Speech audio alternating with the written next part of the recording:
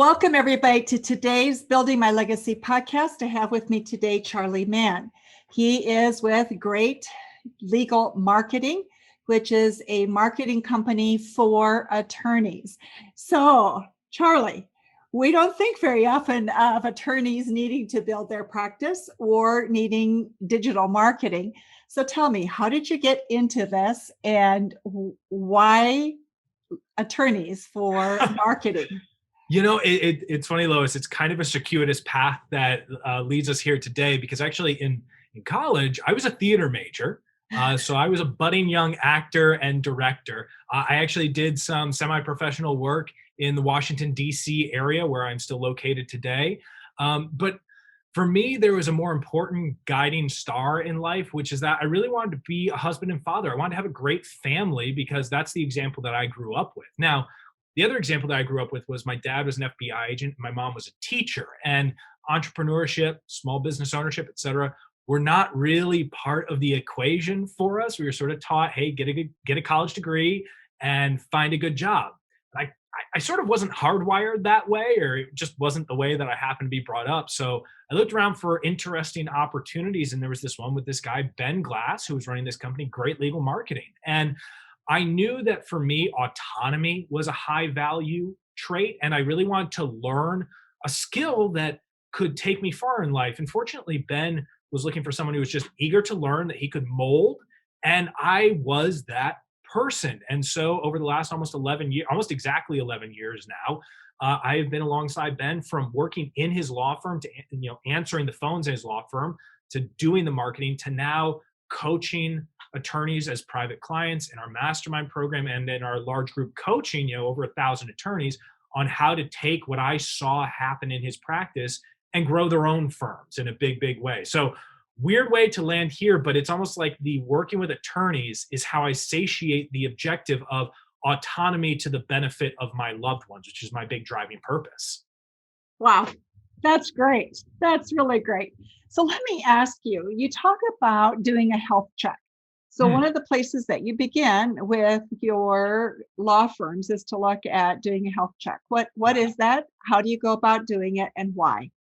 So the main number that we use in the health check is revenue per employee. And by using this number, I can kind of check in with the business as a whole. I can almost know the emotional state of the owner just by knowing the revenue per employee. And so this number includes the actual owner of the law firm as well. So let me kind of build, like, how do we get this number, right? It's total revenue, usually revenue on the year, right? Divided by the total number of employees. So if you have 2 employees who are doing 20 hours each, that's a full 1. If you have someone who's doing 30 hours a week, that's a 0.75. The owner counts as a full employee. So it might be someone who's, say, doing $500,000 with 4 employees. That's going to be $125,000 per employee, assuming the owner's one of them. And so by using this number, and I'll give the core example, which is a lot of our law firm members are $500,000 to about $3 million in revenue per year. And in that range, I want to see them doing $125,000 to $175,000 per employee. So an average of $150,000. And by using this number, if I see that, say, and I've encountered this, Lois, a law firm that was doing $1 million a year had 10 employees. So easy math for us, fortunately, $100,000 per employee. I know that law firm owner is stressed. They are not bringing home the money that they expected to be bringing home. Their profit margins are really slim. They can't figure out, why is my business not growing? Well, it's because you're already stretched way too thin. There's no revenue that you can reinvest into the practice because you actually have to eat, right? I guess a business owner, you want to eat at some point.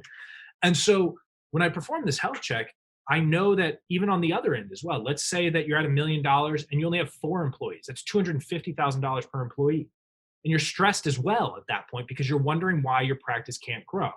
Well, it's because you now have built a practice that is very profitable, yes, but it probably relies on your time to consistently produce that profit, that revenue.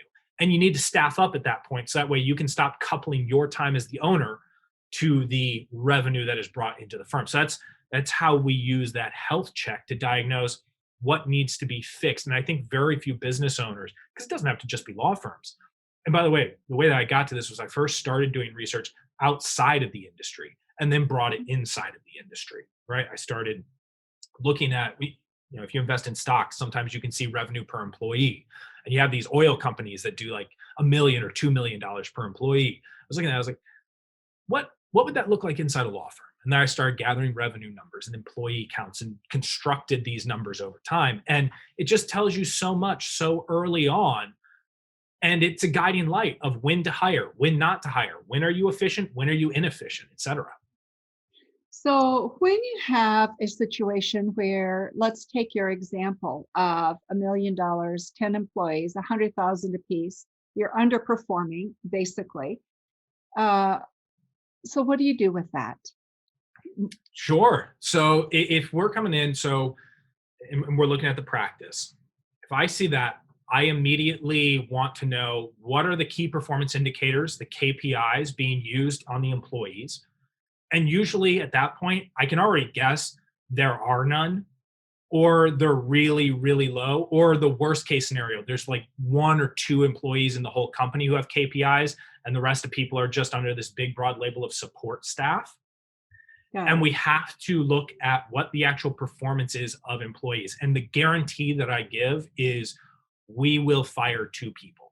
That's going to happen because we have to alleviate the pressure here before we can talk about growth. We have to redesignate some of the responsibilities of those employees to other people, because I am certain that your other employees are not at full capacity either.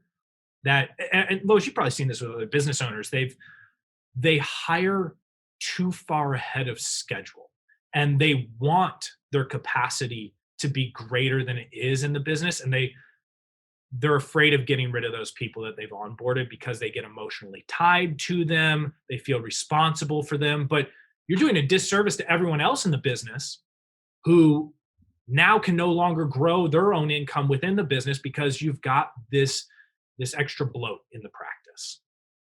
I think that's one of the hardest things to recognize is that actually it's a gift to call out whatever it is that's deterring you from your success, because in the end, everybody suffers. It's a great point.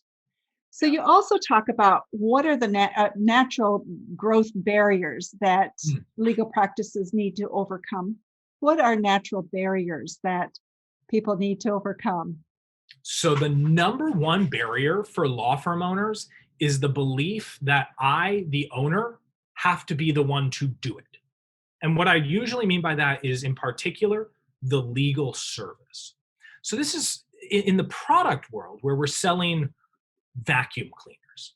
We know that I can't be the one building all of the vacuum cleaners. I design the vacuum cleaner, it gets manufactured and sold. But lawyers have this weird space, and it's true of all professional services, financial advisors, doctors, lawyers, etc., where they came out of school with to paraphrase the Liam Neeson from Taken, with a unique set of skills. And those skills translate into dollars, right? Their hours can be traded for dollars because a lawyer is the product.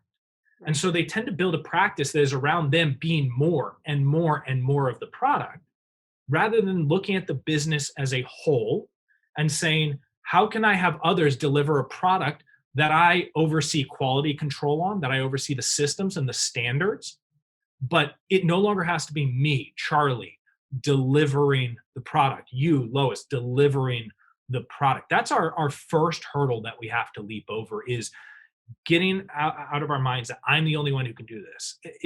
To really get kind of granular with it, for estate planners, for example, they often think like, oh, well, the clients want to see me at what is called the signing meeting, which you see it in real estate as well, right? It's the meeting after the paperwork has been taken care of and you're going in just to sign on, have it explained to you and signed on the dotted lines. And if I can get an estate planning attorney to just let someone else handle those signing meetings, I'm going to free up tons of time for them to focus on business development and push them farther and farther into business development. It's going to guarantee a win right there. So that's one of the natural growth barriers, is that tying in of I'm the product, so it has to be me doing it all the time. I think I'm the best at it. And no, there are other people who are really good at trial law. There are other people who are really good at estate planning and the paperwork and the drafting up of those documents. You don't have to be coupled with all of that stuff. Then the other growth barrier, it's interesting, Lois, it happens right around the $1 million revenue mark. And what it is it's moving from, I have a business family, you have maybe 5 employees. You're really close with each one of them. So you have your business family, to now I have a corporate entity. I have a business entity where I'm instilling things like key performance indicators. I am hiring not just for someone who I like, but someone who's going to fill this very specific position for me and is going to be tracked on their performance. And if they underperform, I'm going to turn that position over. Again, going to the viewing this as a way to achieve a bigger goal rather than running this family, you now have a corporation. And that's really, really hard. That switch, because when you tie that into the whole Atticus Finch mindset that lives in the back of an attorney's head, where they're really there, Lois, they're there to do good. That's what they came into the law to do. Only a few ever come into it thinking to themselves, this is a great way for me to open up a high profit business. Most of them, I'm going to do good. I'm going to live my Atticus Finch dream in the back of my head. And when we can get them to view it as the bigger your business grows, the more people will actually be positively affected by you, but you can't be the one doing it all the time. Going back to that first point, you have to set the standards, create the system, and oversee that system. And you will actually do more good for yourself, for your family, for your community, and for your clients when you manage to view it that way as a true business entity.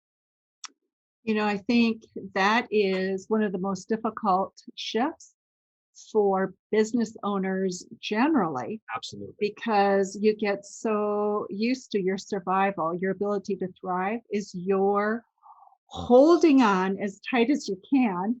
And when you open your hands, you're afraid it's going to be like sand falling through, right? Yes. And so it's that control part that that I think drives us. And I think as soon as you become aware that systems can replace that need, that's a major mindset shift that I think begins to take place. So one of the things that you talk about is personal growth that attorneys need to make if they're going to grow. What's that personal growth that they need, and what is it that prevents them from getting there? So there's a lot of fear components, and this is past law firm owners. This is all business owners.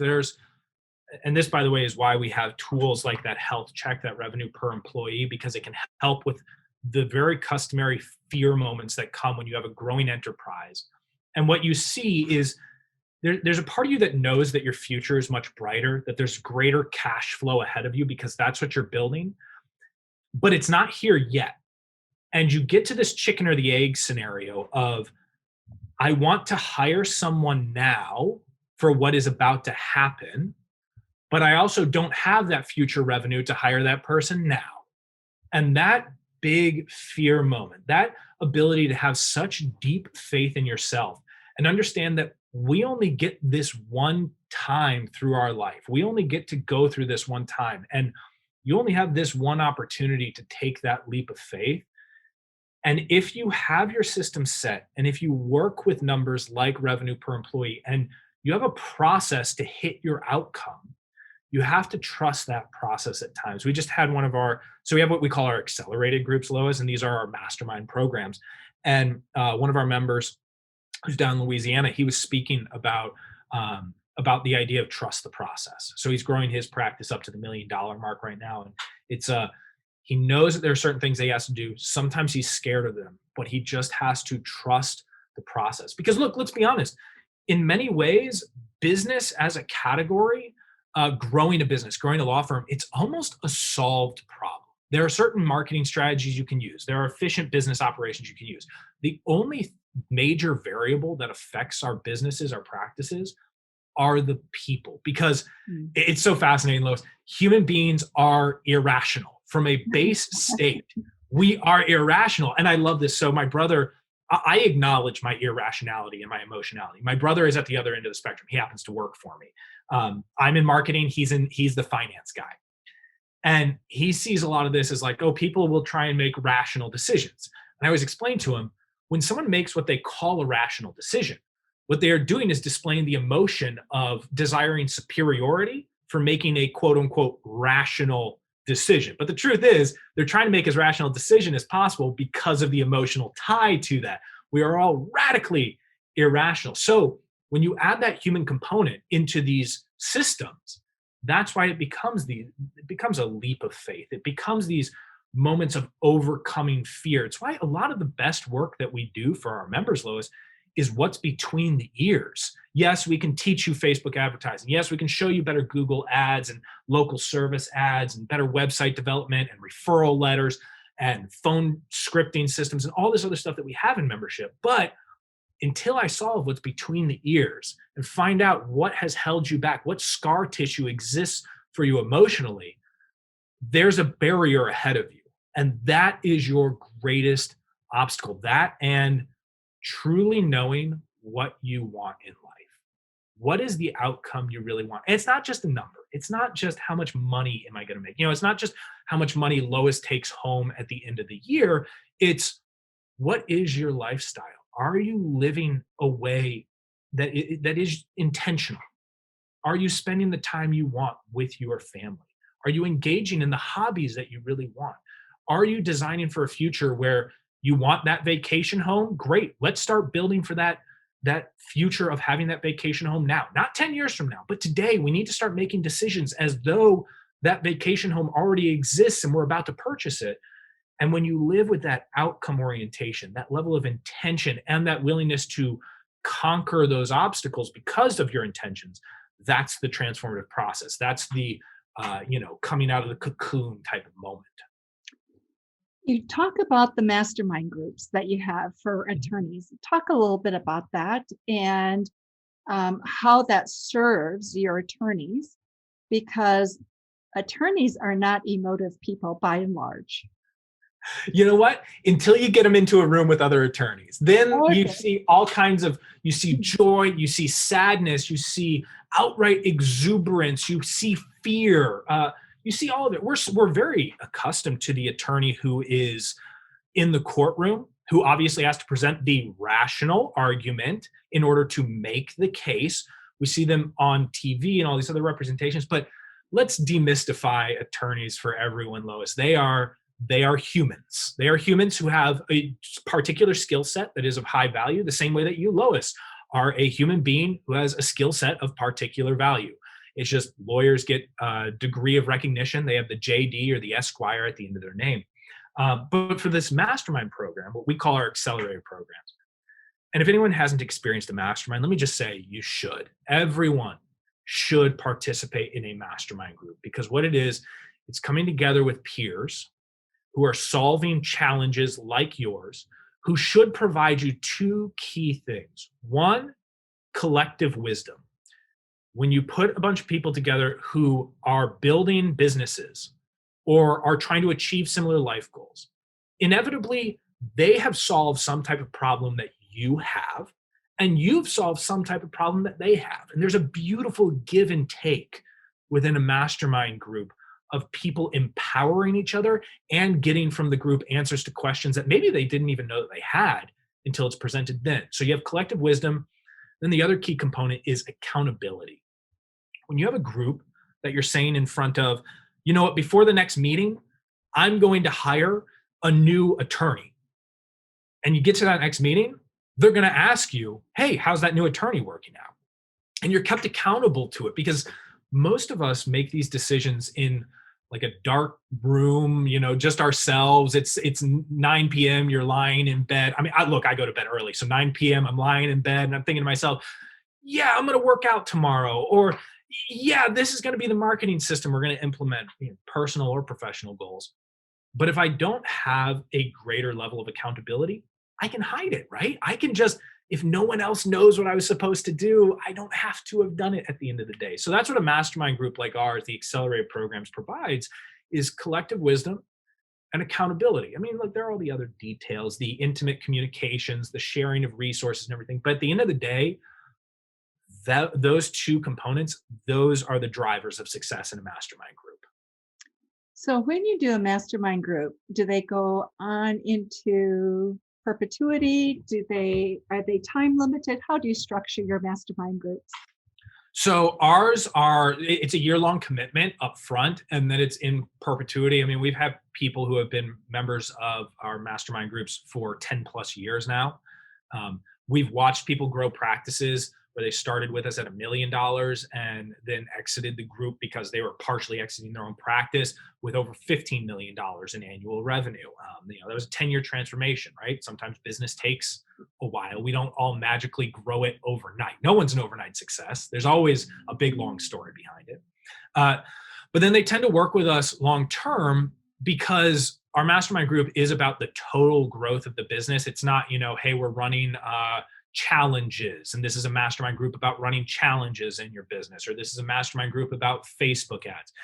We are holistic in our approach and our niche being law firm owners, but the full scale of growth, because I've helped so many law firm owners, and Ben has helped so many law firm owners grow their law firms, that we know that it's not just one thing. And it's great. So Michael Koenig in his book, Ruthless Consistency, talks about it's not one thing. It's not just marketing. It's not just operations. It's not just finance. It's not just hiring.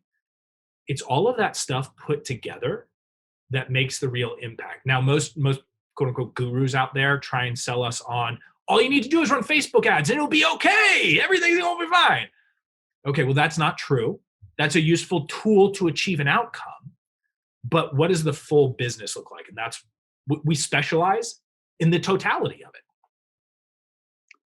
It's so true. And I think that is partly where the confusion comes for a lot of people, is there's so many loud voices out there that say, just do this one thing and we've solved your problems for life. And you invest in it, right? And then you try it and you go, wow, not only did it not work, but I'm worse off because I just spent money on something that's not working. So I think part of the issue is people become a little disillusioned as to where to go. So given that, what would you say people should look for in a consultant, somebody that will help them to grow their business? What are the values, the characteristics? What is it that absolutely should be there? What should not be there? So this is a great question, especially, so you use the word consultant, and it's funny, I just shot a video about this, Lois, about what is the difference between a coach and a consultant. So it's first, what's the need that you have? So if right now in your law firm, for example, your phones are being answered really poorly and you're losing a lot of people converting into appointments on phones, you probably need a consultant to come in and fix the phones. Now, if you're looking for your long-term growth, and especially you as a leader developing, as a business owner, as really a business development person growing, you probably need a coach, which is an ongoing relationship. So, we do a lot of coaching with some consulting within it. And what you should look for in a good coach or consultant, aside from the usual, prior experience and stuff, that's all helpful. But what you really want is you want someone who can provide both a balance of asking tremendously powerful questions, right? That's what a great coach can do, is they ask tremendously powerful questions, and someone who can bring to the table knowledge of working with previous businesses that can also deliver solutions. So I often see with coaches, they tend to fall dramatically on one side or the other. They get on a call, say with a client, and they just say, here's exactly what you should do, Lois. Only do this. I'm just providing you with the solutions. I don't want to hear anything else. Just do this stuff. And obviously we get disillusioned with that very quickly because it doesn't feel like something that fits us as the client. Or you have the other person who only ever asks questions, and it starts to feel to the person receiving the coaching like, well, I need a stronger, a firmer footing to step on here. And so having a good balance of that, and that comes usually from someone who has been within the industry for a while, who knows the terminology. But also, I wouldn't say to anyone, like, if you hire a law firm coach, it has to be someone who's owned a law firm, or it has to be a previous lawyer, or someone who has coached law firms specifically. You want to find someone who communicates well with you. And actually, you know what, Lois? I think the number one thing about a great coach is their vision of your future should be even brighter than yours. That would be the number one thing. You know what? I think that's a incredible insight to share. And our time is almost up, Charlie. So before we let it totally slip by, anything we've missed out that is really neat, important for our audience to hear? I'll end it on refocusing on the idea of outcome, of really more than anything else, you as a business owner decide what you want, but don't decide it based on your current limitations. Don't decide it based on the number of clients you're getting today, number of people you have today, the amount of dollars in the bank today. Decide overall, if we set aside all of our current circumstances, what you want your life to look like. And when you start from that point and you start with the utmost confidence, knowing that you can get there, you will be able to fill in the rest of the gaps there. You will be able to find the processes that drive to the outcome. And that is so powerful and not at all taught in schools these days. So that's that final bit of advice, is re-honing in on determine what your outcome will be, not what you want it to be, but what it will be, and build from there. I love that perspective. Look at what it will be, your outcome, and then build from there. So for those of you who are listening, there will be information about Charlie in the show notes and his company. So please feel free to connect with him and receive any consulting coaching that you need from Charlie and all of his incredible experience with especially the legal business. So Charlie, thank you so much for being with us on Building My Legacy podcast today. Thank you, Lois. This has been fantastic. I appreciate this time. You are so welcome. And please remember, those of you who are listening, to visit our website at buildtomorrow.com and our social media sites as well. Thank you very much. Thank you for watching my video. Don't forget to like, subscribe, and click the bell button above. Leave comments. We'd love to hear what you think. And visit our other social media links as well. Thanks much.